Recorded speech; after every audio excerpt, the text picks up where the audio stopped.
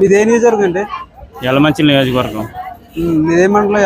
యలమంచిలో అచ్యుతాపురం మండలం. అస్తవరం మండలం అండి. ఈసారి ఎవరికి అవకాశం ఇద్దాం అనుకుంటున్నారు మీరు? ఈసారి అయితే మేము సుందరపు విజయ్ కుమార్ గారికి అవకాశం ఇద్దాం అనుకుంటున్నాం.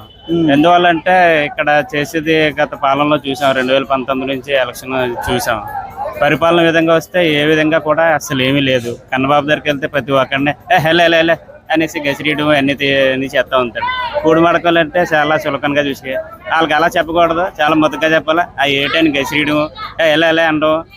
మూడు మడకే కాదు, మత్స్యకారులు అందరినీ కూడా ఒక పనికిమాలలాగా చూడడం, ఇటువంటి ఎమ్మెల్యేను మనం ఎమ్మెల్యే చేసుకోవడం మన దౌర్భాగ్యం. ఇలాంటి వాళ్ళని ఎమ్మెల్యే గెలిపించుకోకూడదు. ఇప్పుడు వరకు 3 సార్లు గెలిపించుకున్నాం, అతని ఇంటి మనం చూసాం. ఇలాంటి వాళ్ళు మనకు ఉండకూడదు. ఇంకా అచ్యుతాపురం మండలం అయితే మొత్తం క్లీన్ స్వీప్ అయిపోయింది. ఈ రోజుని 10,000 మెజార్టీ వస్తుంది. 10,000 మెజార్టీ వస్తుంది. మొత్తం అందరూ కూడా వైసీపీ కార్యకర్తలు జారిపోయారు.